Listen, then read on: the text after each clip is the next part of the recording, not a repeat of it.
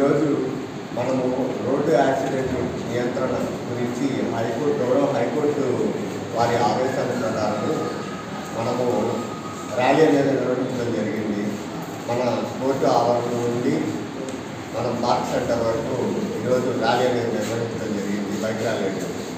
So అందరూ కూడా ఎందుకు ఈ ర్యాలీ నిర్వహించడం జరిగింది అని అంటే, ఈ రోజుల్లో అందరూ కూడా యూత్ దగ్గర నుంచి అందరూ కూడా హెల్మెట్ పెట్టుకోవడం కష్టమని చెప్పేసి హెల్మెట్ ధరించకుండా వాహనం అనేది ద్విచక్ర వాహనం నడపడం జరుగుతుంది. సో ద్విచక్ర వాహనం నడిపే సమయంలో హెల్మెట్ అంత అవసరం అనేది మనందరికీ కూడా తెలిసింది.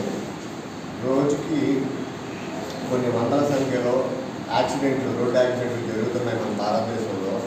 అలాగే సంవత్సరానికి లక్షల సంఖ్యలో రోడ్డు యాక్సిడెంట్ల ద్వారా మరణం అనేది సంభవిస్తూ ఉంది. వీటన్నిటిని అరికట్టాలి అని అంటే ఖచ్చితంగా హెల్మెట్ అనేది మనము బైక్ నడిపే సమయంలో ధరించక తప్పదు.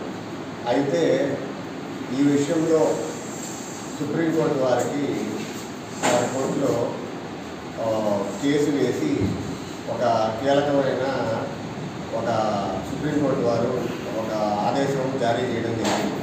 హెల్మెట్ అనేది టౌన్ ఆవరణలో అంటే ఊరి పరిసర ప్రాంతాల్లో లోపల తిరిగే సమయంలో ధరించాల్సిన అవసరం లేదు. ఎప్పుడైతే బైపాస్లో హైవే మీద వెళ్తారో ఆ టైంలో తప్పనిసరిగా హెల్మెట్ ధరించాల్సిన అవసరం ఉందని చెప్పేసి సుప్రీంకోర్టు వారు రీసెంట్గా ఉత్తర్వులు జారీ చేయడం జరిగింది.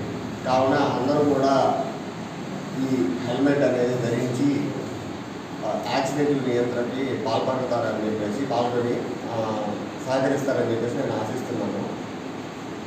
ఈ కార్యక్రమంలో ముఖ్యంగా ఆర్టీఏ శాఖ వారు, పోలీస్ శాఖ వారు మరియు ప్రజలు మరియు న్యాయవాదులు అందరూ కూడా పాల్గొన్నారు. కాబట్టి అందరూ కూడా ఈ కార్యక్రమాన్ని విజయవంతం చేస్తారని చెప్పేసి నేను ఆశిస్తున్నాను. నమస్కారం.